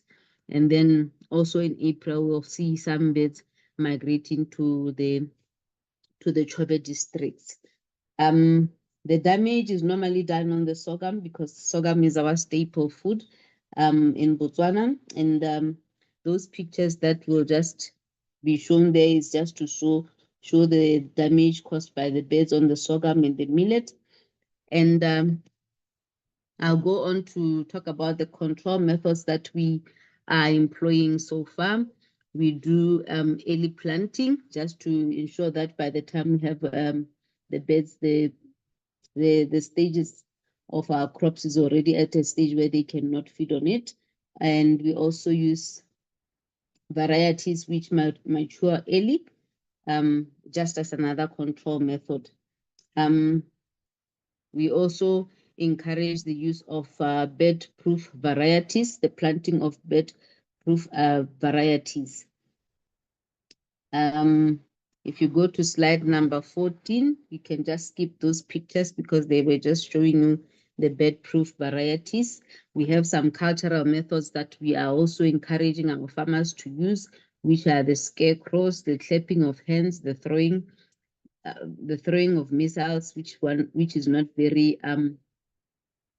not commonly used, the destruction of nests, and the harvesting of the adults and the nestlings, which is done mostly up in the northern area, where a lot of people are harvesting on the adults' beds.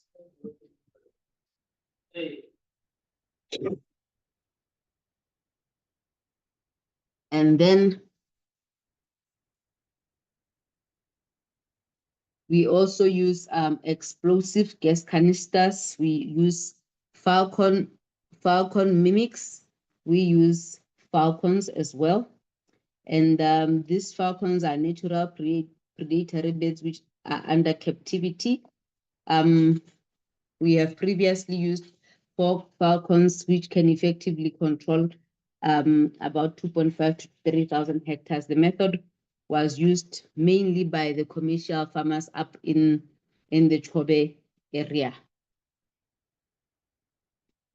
And then the other method that we are using so far is the use of explosives. This one is primarily used by government to control the birds.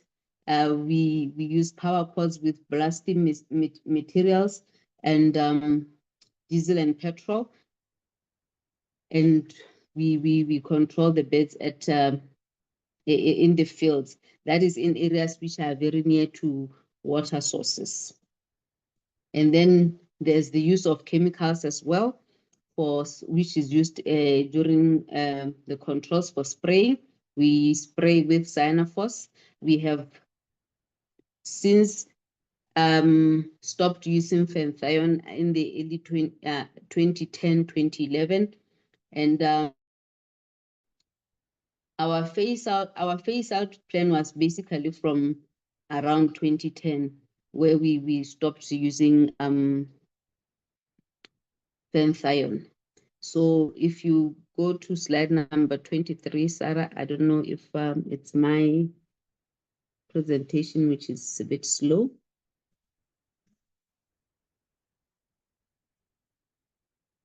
You will see the trends of control over the seasons of 2014 to 2023. We have managed to plot that to show the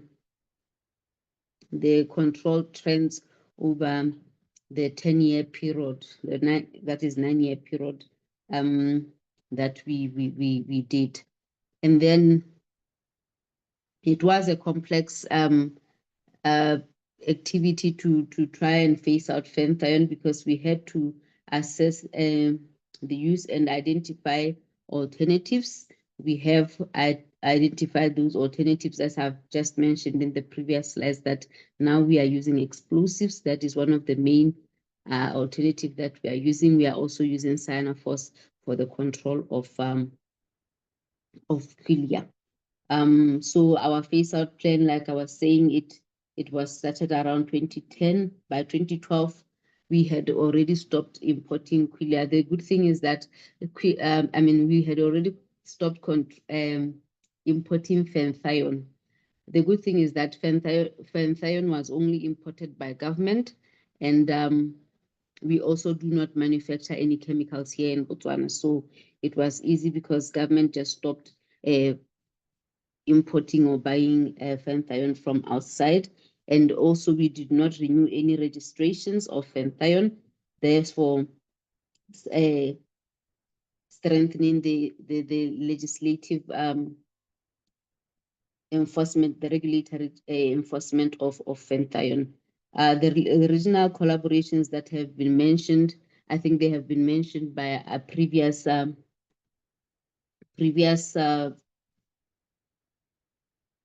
presenters when they mentioned about the how we benefited from some of the activities that were done in control of Quelea. So we introduced those. We have already done the monitoring of percentage controls, and so far I think we are doing well in terms of controlling the Quelea bed without the use of Fenthion. With that being said, I think I've done my presentation. Thank you. Thank you so much, Ms. Shiba, and I'm terribly sorry for the technical problems. And it's a very success story about an evidence that we can use some alternative successfully to control this bird. So my last presentation is from another innovative method, which is using falcon to control Quelea birds. So our next presenter is Miss Angelique Angel. She is the general manager of African Falcon. She uses falconry-based bird calling to manage the Quelea population in Botswana. She conducts training sessions and has recently trained 8 agents from Botswana, Zambia, and Zimbabwe to address the issue of Quelea birds. So please, Angelique, if you can share your screen and start your presentation. Thank you so much. Can you see the presentation? It's coming. Yes, now we can see it. You may Excellent. start. Right, thank you so much for this opportunity. So I'm going to talk about the case studies that we've had with using falcons to protect sorghum fields in commercial crops in Botswana, specifically in Panamatenga. Right. Sorry, let me just see. All right, so just a quick brief on who we are. So we're pioneers in the falconry-based bird abatement. And we started this project in 2013 on the commercial crop fields, specifically sorghum in Panamatenga. We use falcons and hawks to provide this eco-friendly bird abatement. We committed to sustainability, so we want to focus on the non-lethal, nature-based solutions, because with falcons, it is a natural predator versus prey response from the falcons to the Quelea birds. And then we've also recently branched out to the full food supply chain. So we kind of say that we went from the farmer to the table. So not only in agriculture, but also in food handling, food distribution, and also in warehouses. Right, so we're going to just jump straight to the case studies. So this is just to indicate where Pandamatenga is. It's in the northeastern part of Botswana. And this is what the commercial farmlands look like. So this entire area is 45,000 hectares large. And sorghum is one of the predominant crops that gets planted together with millet, a lot of beans like mung beans, cowpeas, etc. But we're just going to focus on the sorghum part. And we're going to focus on this area circled in red. Now, this area is called the Newlands of Pandamatenga. And this is the more challenging area throughout the entire Pandamatenga. And this is why we're going to focus predominantly on the Newlands. Now, the case studies that I will be talking about is during the years that we had the most challenging cases, the most amount of Quelea and the most challenging movements of Quelea. And that is why we selected the 3 case studies that we will talk about. Before I continue, I'm going to show you a video of how it works and what it looks like. In the video, you will see a falcon almost like herding the Quelea, like what you would see a border collie would do to sheep. The falcon is an indigenous falcon to Botswana, and the falcon will herd all of the Quelea away from sorghum fields and push them away into grass fields where they will feed for the rest of the day. So this is what it looks like.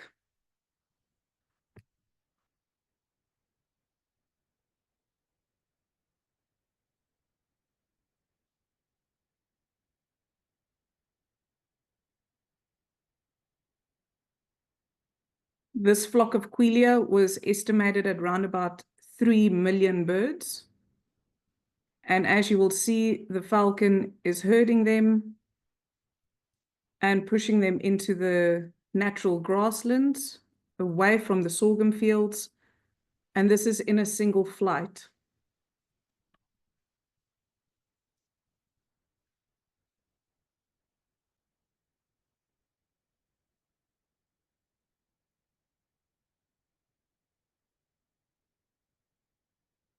Okay. So that's just to give you an idea of what it looks like when a falcon is pushing Quelea into a grass field or moving Quelea into a grass field. These are the 3 case studies that I will be talking about.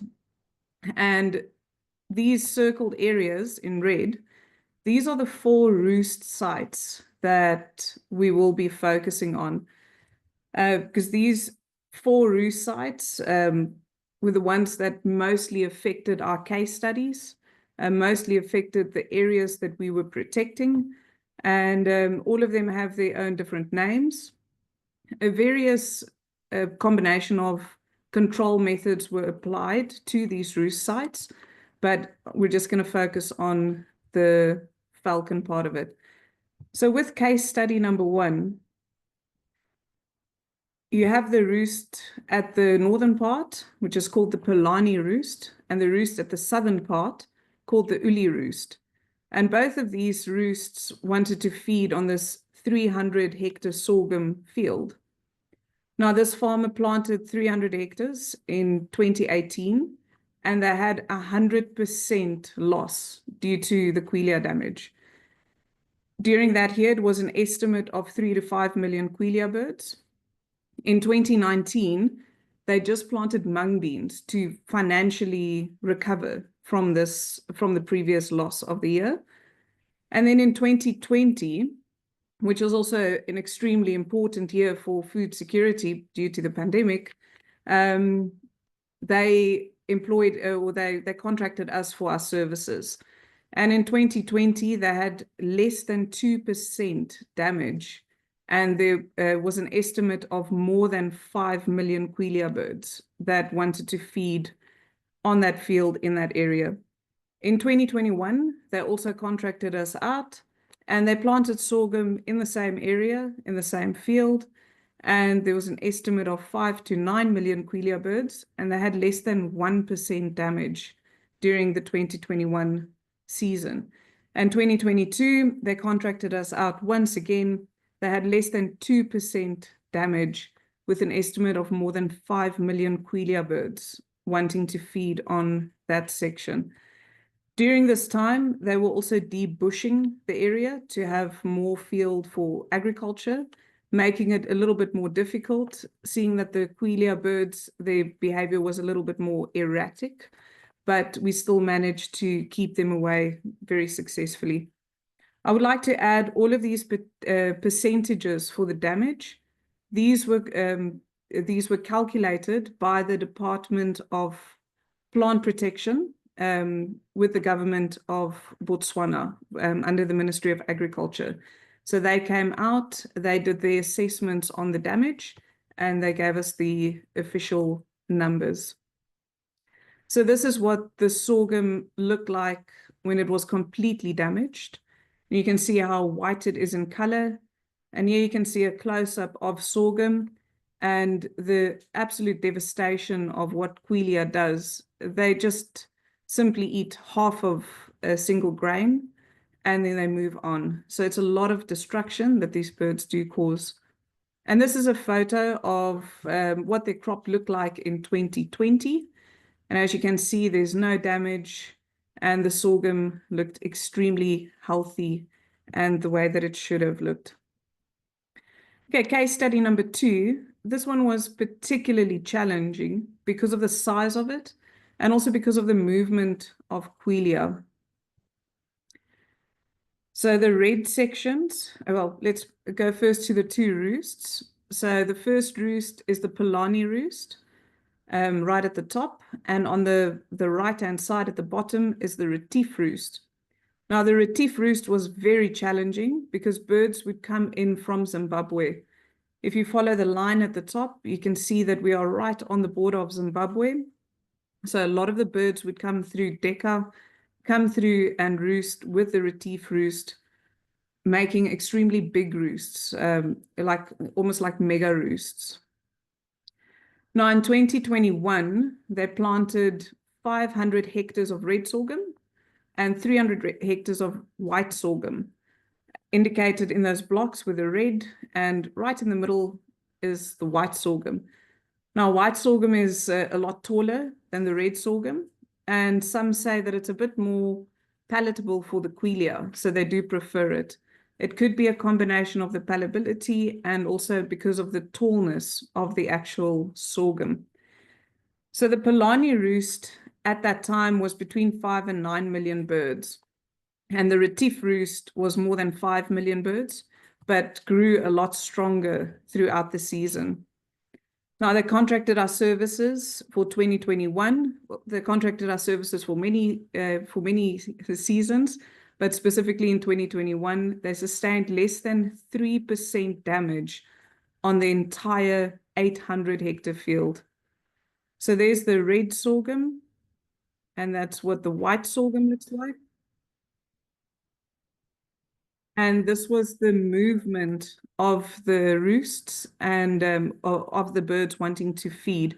So the Polani roost would want to feed, and we would then push them into these grass fields that we had available. And as you can see, it's very big grass fields, and we could move all of the Quelea to there. The Retief roost, however, we did not push them to the grass fields, but instead we completely blocked them from coming into our sides.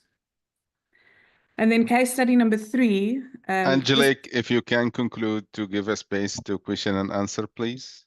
Sure, no problem.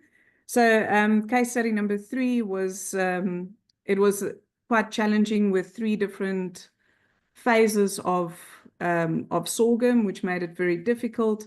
But again, we pushed them into the grass field. So this is what the bushveld looked like. And then we pushed them into the grass fields to there.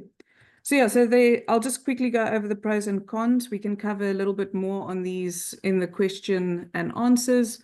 But the pros are, in a nutshell, it is environmentally friendly, it works, it's highly effective, and it has the capabilities of promoting it, providing a lot of internship possibilities, which we have done. The cons is it is labor intensive and the initial cost can be high. And some of the challenges can also be with your permits and your regulations in the countries, depending on the situation of the country. All right, so that is in conclusion. Thank you so much for the opportunity for this, and then we'll be available in the question and answers for more for any additional information. Thank you, Angelique. It's a very interested approach. And as a moderator, apologize because we are beyond the schedule. We should conclude our webinar now, but I hate to do that without any question and answer. So we were not able to accommodate all question and answers, but at least we will take 1 or 2 burning questions, and then we will moving to the conclusion and concluding remarks. So I think we had already received some in the chat box. So our colleague Alex Tannen is interested in the traps, if I'm not wrong, from Tanzania. So I think if you can share more information about the traps.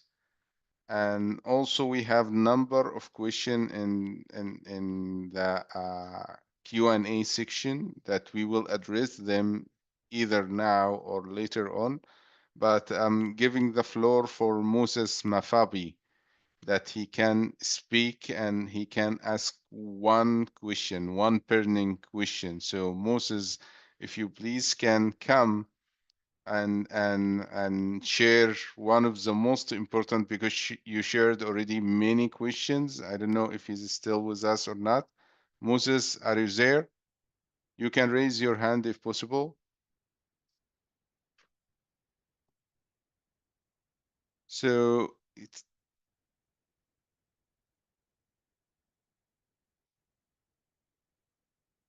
Moses, can you hear us? Okay. I don't see him anymore. Yeah, he's still there. His name in the chat is Samsung SM.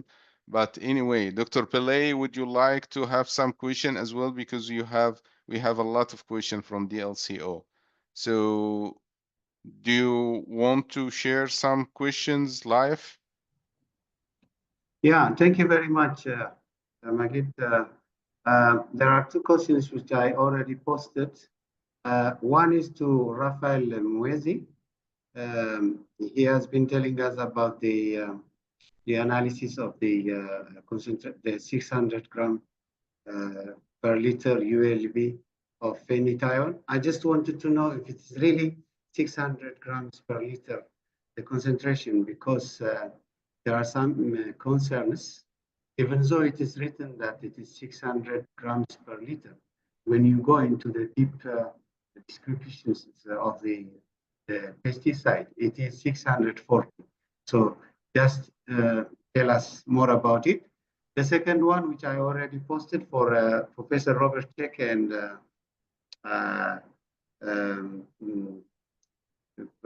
Dr. El Hadi, I just wanted to know if all the alternative methods, although they are not very effective in large scale ones, can they be integrated with a lower concentration of Fenthion so that we can have effective control together with the use of information management? That's it. Thank you. So Rafael, less than a minute, please, Rafael, about the concentration of the Fenthion. Yeah, thank you very much. I would like to respond on the concentration that is registered and used in Tanzania. We don't have concentration above 600. So the available concentration that we have is within 600 and below that. We don't have above that concentration.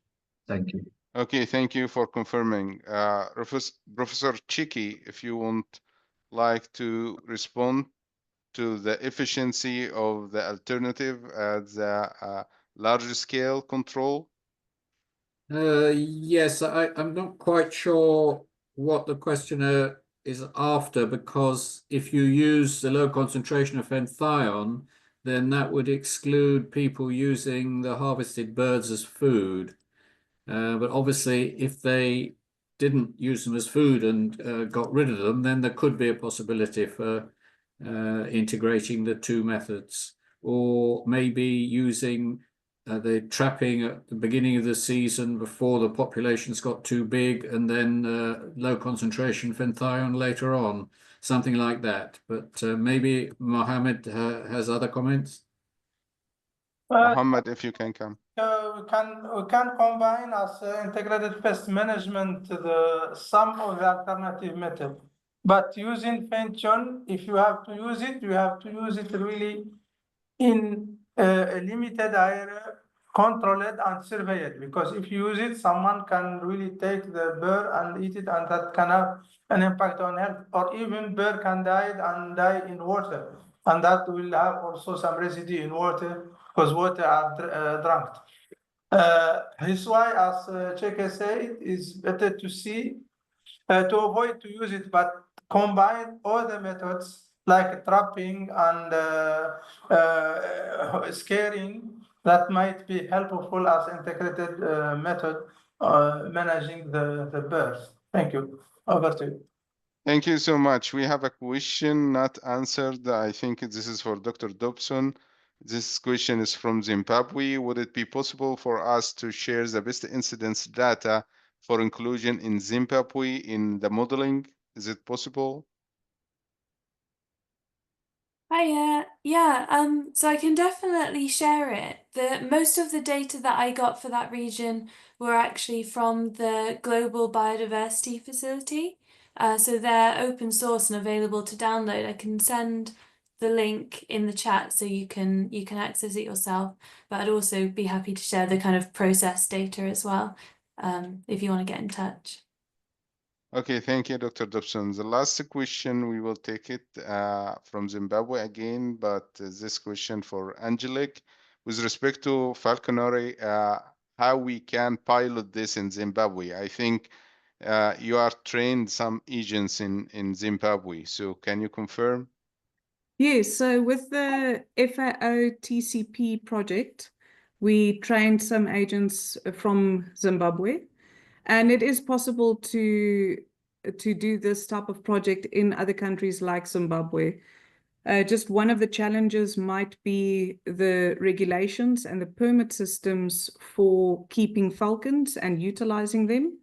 But this is an obstacle that we overcome in Botswana quite easily with working together with the Ministry of Wildlife and also with the Ministry of Agriculture. So it is definitely possible to do this. Thank you for the question.